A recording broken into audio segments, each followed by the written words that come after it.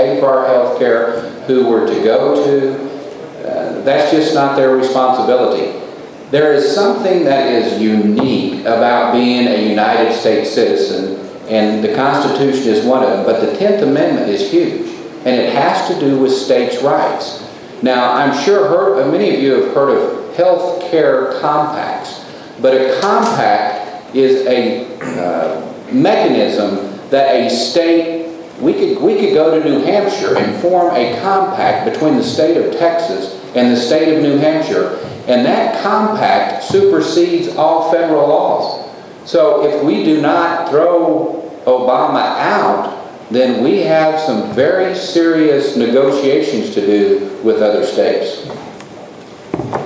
You know, conscription by any means is nothing more than conscription. And when the government wants to conscript us to make us take some type of coverage, it just goes against every fiber of our being. And so we have to, as these gentlemen have said, we have to fight it with all possible means. General Abbott has done an outstanding job in doing that, and I believe that some of it, if not all of it, is going to be stricken down. However, if it's not, we have to continue pushing back on that. And the Healthcare Compact is an idea that I believe has a lot of merit. The Texas Public Policy Foundation, in a briefing that I went to, we talked about that thoroughly. We discussed that. And we believe that's an option that's been rarely used. It has not been used in the healthcare scenario that I know of. But it's something definitely that we need to work on. We need to use the 10th Amendment to our advantage. But every possible means, as well as setting, you know, what our Medicaid responsibilities will be, and all of the others as well. So we just have to do everything we can, not just legislators, but citizens also. Thank you, gentlemen. The next question, we'll start with Dave, and this is another three-part question. This deals with illegal immigration. What is your position on identifying and making public the cost of providing services to illegal immigrants? Is your position on allowing in-state tuition to be paid and providing scholarships to illegal immigrants? Are you in favor of that? No. What is your position on sanctuary cities in Texas? You cannot give one municipality the ability to supersede laws that should be fortified all across the state. So no, you can't have a sanctuary city. What is your position on state law requiring employers to use E-Verify? You know, you would think that the federal government, with as much deficit we have, we would have the computer power to identify just about everything we want. I know they all know who needs to pay taxes. So I don't see why we can't E-Verify with any employer. You know, as you go across the district, there used to be a problem in Louisville with people who would pick up employers or employees, people to go to work. And the way the city of Louisville identified it was not to blame the people who wanted to work. But if they have an ordinance in Louisville, if you go pick up a bunch of people who want to go to work and they jump in the back of your pickup, the pickup guy who's driving the vehicle gets fined. So I think it's pretty simple. The employer has to have the responsibility to hire people who are legal to work in the state. Thank you, Sam. Ron, same series of questions. Okay. Would you mind reading them as we go along again? Sure. What would be your position on identifying and making public the cost of providing services to illegal immigrants? Is that the first question? It's kind of a two-part. Is your position on allowing in-state tuition to be paid, providing scholarships to illegal immigrants? Are you in favor of that? So there's kind of two pieces okay. to that. Got it. Yeah. Well, the first thing we need to do, one of the greatest ways, if you had a family budget, you know that one of the greatest ways to spend less is to make sure that it's all out in the open, right? That you write it down every month. If you write it down what you spend every month, you'll spend less. So it needs to be transparent so that we can hold them accountable. And secondly, in-state tuition, I said earlier, absolutely against that. We have very bright children every year that can't get into our state schools because they don't fall within this so-called 10% rule. The next part is, what is your position on sanctuary cities in Texas? As I said earlier, the first bit of legislation that I would propose would be to pass an anti-sanctuary cities law. It's not that we allow cities to do it. We have to pass laws, and I don't like passing additional regulations, but we have them already, cities that do this. We need to pass laws that prevent that. And we need to make sure that everybody is taken care of under the same scenario of not allowing sanctuary cities.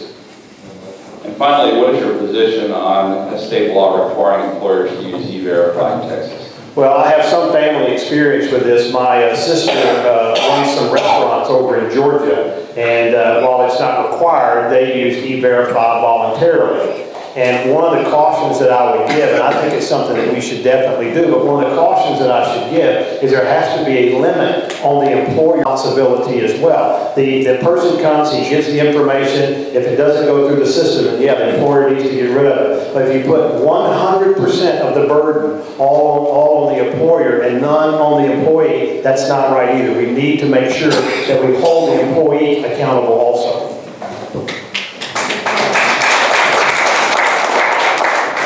Mike, same question. Do you need me to read I think I got the first one. The first one is two-part. Right, so we need to keep transparent all the costs of the effect of illegal immigration in our society. That needs to be made known. And I don't think we know that answer right now. So I'd like very much that to become visible. The second part of that was tuition.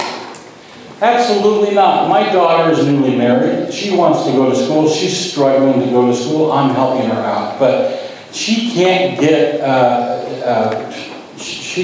no immigrant that's here illegally should have greater rights to education than my daughter. I mean, that's just the way it ought to be. They should come, they should be registered, they should commit no crimes, and they get no special rights. Next, I think there's one. Okay. Yeah, the next one. I'm sorry. The next one is sanctuary cities in Texas. Oh, I mean, look, we're not going to allow illegal immigrants to colonize in the little pockets in our society. There's no way we will allow that. Absolutely. And then, would you require a state law to require employers to use E-Verify? Look, we need to do something in our state. We need to control the border. We need to simplify and modernize the registration process so we can easily track everyone who comes across the border and encourage people to come across legally versus illegally. That system should be simple to do. I believe the people of our great universities in Texas can come up with that and get it to the federal government. We need to have a system that tracks them, and then employees need to find out very easily if they're a valid immigrant here in our state. Okay, thank you very much. Okay, this next one goes to Dave, and there are several parts, so we'll just go through this. What does the Constitution and Second Amendment mean to you? I've been asked this question before, and I just say, make my day. And what is your position on gun control and its referencing to exempting firearms and ammunition from federal regulations? The Second Amendment is quite clear. You know, we have the right to bear arms, and if you have arms, you're going to have ammunition, so they're all one the same to me. Then we're going to go down. Ron, would you answer those two then? What does the Constitution and the Second Amendment mean to you? It means an absolute right to bear arms. And I am A-rated by the NRA and A-rated by the Texas State Rifle Association, lifetime member of the NRA. And, you know, we've got a sign on part of our house that says we don't call 911. Now, partially joking, but don't try. So, your position on gun control and referencing firearms and ammunition from federal regulations We just, I mean, the federal government doesn't need, again, they do not need to get involved in our firearm systems. They need to focus on the criminals, and they need to focus on helping out the victims that are victimized by the criminals, and not giving guns to people who are going to use them against us. And that's what they've been doing with the criminals. We need to make sure that you and I can keep our guns, and we can keep ourselves to protect ourselves, and so that just the criminals don't have them. That's what happens in every society that goes down that road, every single time. Michael? Well, look, I believe the Constitution was inspired and written by people that were divinely inspired. And I think that Second Amendment, that particular amendment, protects our liberty and our freedom, maybe more than the other ones. But certainly, it's a possession that we possess that we cannot give out, the right to bear arms. There's, as I said before, we need less regulation. More regulation means a decrease in liberty, a decrease in freedom, and we need not to regulate that one, or else we give up our freedom, in my view. Okay, now I have another set of questions. Dave, we'll just start with you again and then go down the list, if that's okay? Okay, what's your position to capping increased state spending?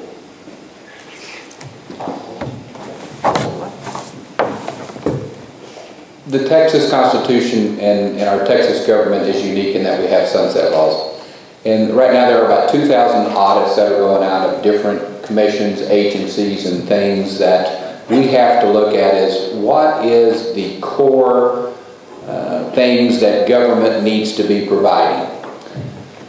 You know, when I started running this campaign, one of the things that I said frequently is Will Rogers in 1929 said, "There's not a man in this country that can't make a living for himself and his family. What he cannot do is make a living for himself, his family, and his government. The government has to learn to live as cheaply as its people."